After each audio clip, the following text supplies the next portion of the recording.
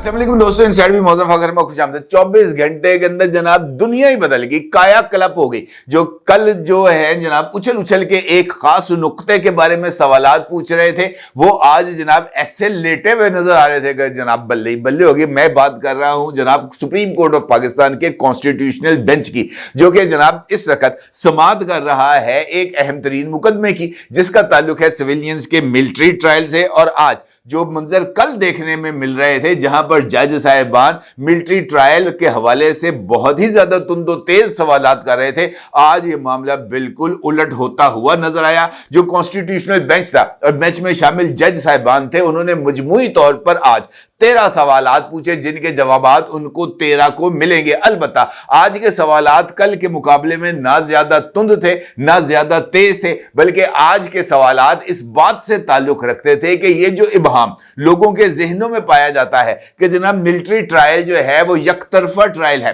वो ट्रायल किया ही इस वजह से जाता है कि मुल्जिम को सजा देनी है। ये जो लोगों के जहन में पाए जाने वाले सवालात हैं, इनको एड्रेस किया गया कि क्या ये एक यकतरफा ट्रायल होता है, क्या यहां पर मुल्जिम को वकील की सहूलत मुयस्सर होती है, क्या ये ट्रायल जाबराना होता है और मुल्जिम से हर हाल में इकबाल जुर्म कराया जाता है, या ये ट्रायल इस हद तक गैर मुनसिफाना होता है कि जनाब मुल्जिम को सफाई का मौका ही नहीं दी जाता। आज की सूरत हाल कल की सूरत हाल से बिल्कुल ही मुख्तलिफ नजर आई, और इस काया कलप की क्या वजूहात हैं, ये एक इंपॉर्टेंट सवाल है। और अगर इस सवाल का आपको जवाब चाहिए तो आज सुबह 11 बजे जो मेरी एक वीडियो पब्लिक हुई थी, जिसके अंदर मैंने आपको इस बात का इजहार किया था और मैंने आपको इस बारे में इतला दी थी कि ये जनाब आखिरी वार्निंग इंतबा जारी कर दिया गया है सहूलतकारी के इख्तिताम के हवाले से, तो मुझे ऐसे लगता है कि आज की इस सूरत हाल का ताल्लुक किसी न किसी जगह पर जाकर उस सारे मामलात से जाकर जुड़ता है।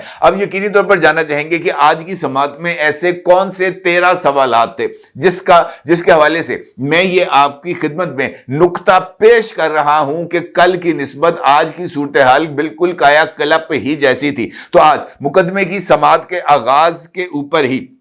आईनी बेंच में शामिल जजेस ने ख्वाजा हारिस पर सवालात की बुछाड़ की, लेकिन ये सवालात कल की निस्बत आज बिल्कुल ही ज्यादा मुख्तलिफ थे। और मिलिट्री ट्रायल के तरीक़ाकार के बारे में जज साहिबान ने, अगर मैं इसको समराइज करूं तो इस तरीक़ाकार के बारे में अदालत को आगाह करने और इस तरीक़ाकार के मुनसिफाना होने के हवाले से जजेस को मुतमईन करने के हवाले से थी। समाअत के आगाज पर ही जस्टिस मुसर्रत हलाली का कहना था कि ये तासुर है कि जो अफसर ट्रायल चलाता है कोर्ट में वो खुद फैसला नहीं सुनाता। ट्रायल चलाने वाला अफसर दूसरे बड़े अफसर को केस भेजता है, वो फैसला सुनाता है। जिस अफसर ने ट्रायल सुना ही नहीं वो कैसे फैसला देता होगा? और यह बड़ा ही इंपॉर्टेंट सवाल था, क्योंकि फौजी अदालतों के बारे में यह राय पाई जाती है कि इन तमाम ट्रायल्स का जो हतमी फैसला है वो चीफ ऑफ आर्मी स्टाफ ही करते हैं और केस की फाइल उन तक भिजवाई जाती है। और चूंकि उन्होंने मुकदमा सुना नहीं है, लिहाजा उनकी तरफ से जो फैसला दिया जाएगा वो किस हद तक मुनसिफाना होगा। बात दुरुस्त है, लेकिन अगर आप गौर करें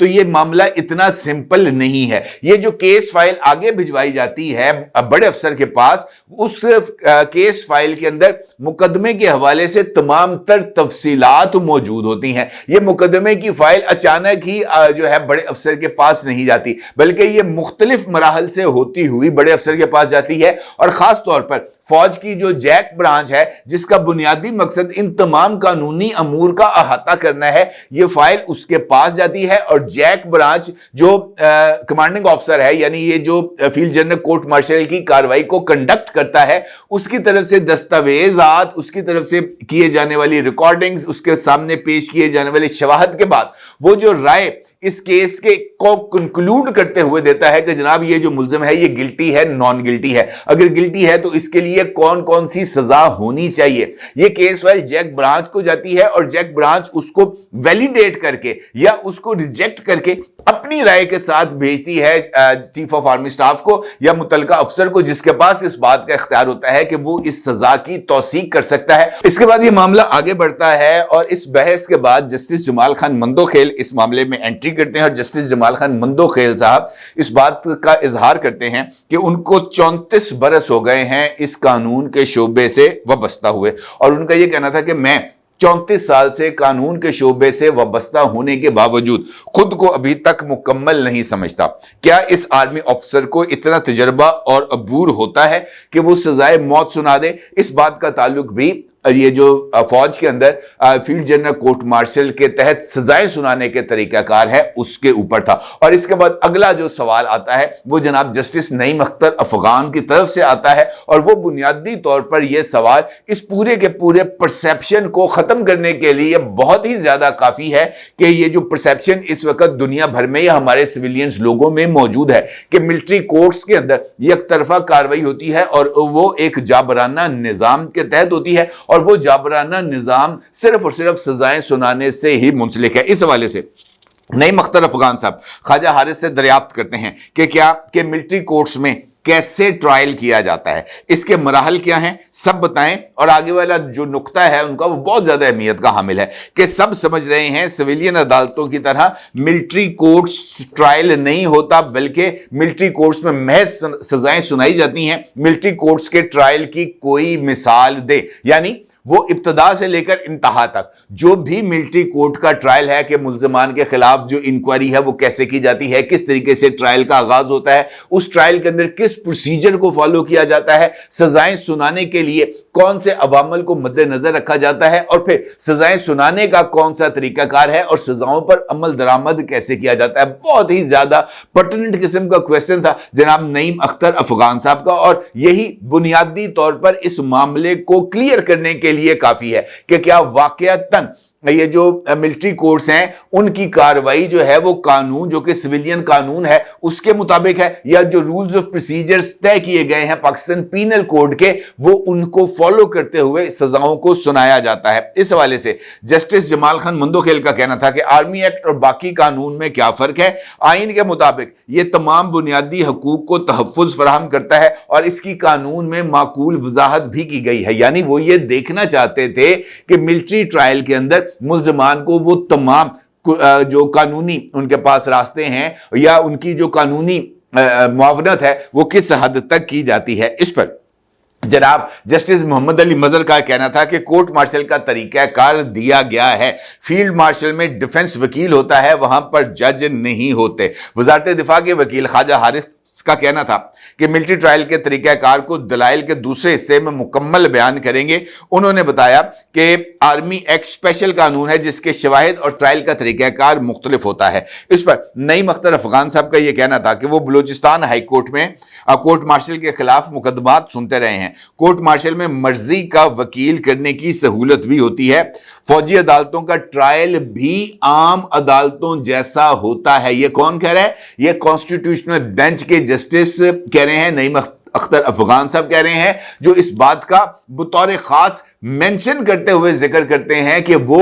कोर्ट मार्शल के खिलाफ मुकदमात की समाअत बलूचिस्तान हाई कोर्ट में कर चुके हैं, और वो इस बात की भी निशानदेही करते हैं कि मिलिट्री ट्रायल जो है वो आम अदालतों जैसा ही होता है, यानी वहां पर भी कानूनी तकाजों को मद्देनजर रखकर और कानून के तहत ही मुकदमात का ट्रायल भी किया जाता है और उनको सजाएं भी दी जाती हैं। यानी मिलिट्री ट्रायल आम सिविलियन अदालतों के ट्रायल जैसा है, अलबत्ता यह ट्रायल स्पीडी होता है, जल्द अज जल्द मुकम्मल किया जाता है क्योंकि उन अदालतों के पास दीगर अदालतों की तरह इतना वर्कलोड नहीं होता। इस पर आगे चलकर नईम अख्तर अफगान साहब कहते हैं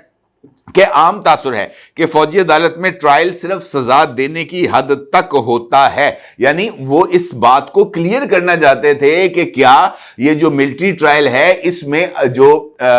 मुल्ज़म है उसको महज सिर्फ सजा सुनाई जाती है या कुछ ऐसे केसेस भी होते हैं जहां पर मुल्ज़मान को बरी किया जाता है। और इस हवाले से जनाब कर्नल रिटायर्ड इनामुर रहीम साहब ने एक इंटरव्यू में इस बात का इजहार ख्याल किया था और उन्होंने इस बात की तायीद की थी कि वो मिलिट्री कोर्ट से कई मुल्ज़मान को बरी भी करवा के लाए हैं। यानी मिलिट्री ट्रायल का मकसद महज मुल्ज़मान को सजा सुनाना नहीं है, बल्कि अगर दस्तयाब शवाहिद मुल्ज़िम के खिलाफ नाकाफी हों तो अदालतों से उनको रिहा भी किया जाता है। उसके साथ नईम अख्तर अफगान का यह भी कहना था कि बेहतर होता कि ख्वाजा हारिस आगाह कर देते कि फौजी अदालतों में ट्रायल किन मराहल से गुजरता है।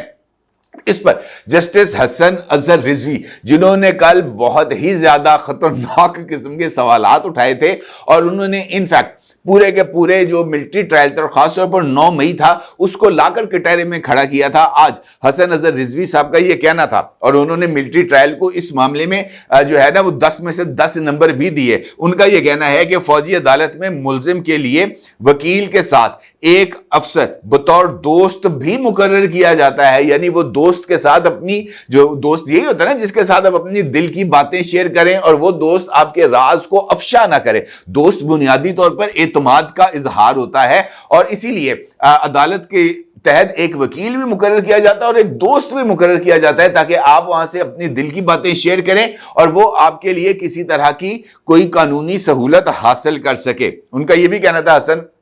अजहर रिजवी साहब का कि गवाहान पर जरा भी होती है, फर्क सिर्फ इतना है कि वहां पर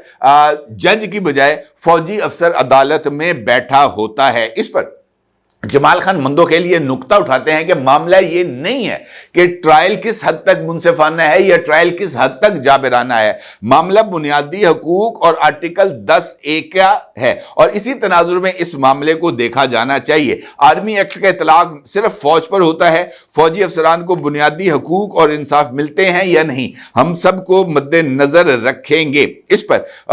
जो वजारत दिफा के वकील हैं ख्वाजा हारिस, वो ये कहते हैं कि फैसला लिखने के लिए जैक ब्रांच की मुआवनत भी हासिल होती है। इस पर जस्टिस मुसरत हिलाली फिर सवाल करती हैं कि आपने मिसाल दी कि अमेरिका में भी फौजी ट्रायल हुए, अगर किसी और मुल्क में ऐसा ट्रायल होता है तो जज कौन होते हैं? इस पर जस्टिस मोहम्मद अली मदर साहब कहते हैं कि पूरी दुनिया में कोर्ट मार्शल ऑफिसर ही बैठ के करते हैं और ख्वाजा हारिस का यह भी कहना था कि कोर्ट मार्शल में बैठने वाले अफसरान को ट्रायल का तजुर्बा भी हासिल होता है। इस मौके पर जो मुशर्रफ का वाकया था, ये त्यारा हाईजैकिंग केस जो कि नवाज शरीफ के खिलाफ बना था, उसका जिक्र भी होता है और जस्टिस मुसरत हिलाली साहिबा उसका जिक्र इस तरह करती हैं कि एक आर्मी चीफ के तैयारे को एयरपोर्ट्स की लाइट बुझाकर कहा गया कि मुल्क छोड़ दो। इस वाकये में भी तमाम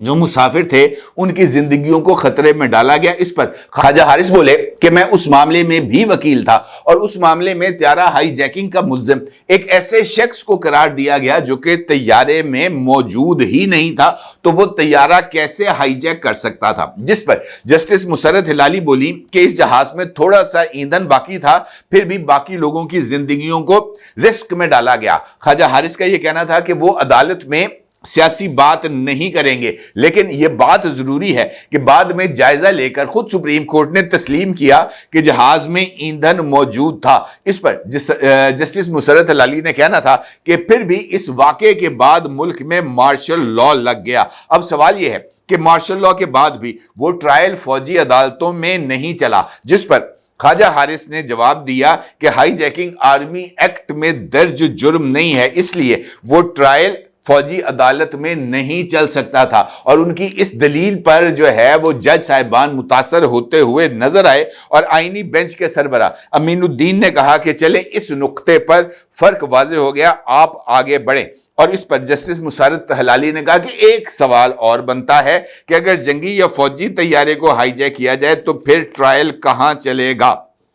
इस पर जनाब जमाल खान मंदोखेल बोले कि आपके पास अक्सरियत है, आप कल हाईजैकिंग और 302 भी आर्मी एक्ट में डालने कौन रोक सकता है? मुसरत हिलाली की तरफ से सवाल हुआ कि 9 मई की FIRs में सारी दफात इंसदाद दहशतगर्दी एक्ट की हैं, मुझे नहीं पता कि इन दफात पर फौजी ट्रायल कैसे होगा। इस मौके पर एडिशनल अटॉर्नी जनरल ने इस मामले को बहुत ही खूबसूरती से संभाला और उनका यह कहना था कि ये कल सवाल पूछा गया था कि ये जो मुल्ज़मान हैं इनको पिक एंड चूज कैसे किया गया, इस बात का तयन कैसे किया गया कि वो कौन से मुल्ज़मान हैं जिनका मुकदमा मिलिट्री कोर्ट्स में चलेगा और वो कौन से मुल्ज़मान हैं जिनका मुकदमा इंसदाद दहशतगर्दी एक्ट के तहत चलाया जाएगा और आम अदालतों में चलाया जाएगा। और ये सवाल चूंकि बहुत ज्यादा अहमियत का था और कल मुख्तलिफ जज साहिबान ने इसी नौयत के सवालात पूछे थे, तो अटॉर्नी जनरल ने इस फर्क को वाज़े कर दिया ये कहते हुए कि 9 मई में वैसे तो मुल्ज़मान की तादाद 5000 से ज्यादा थी,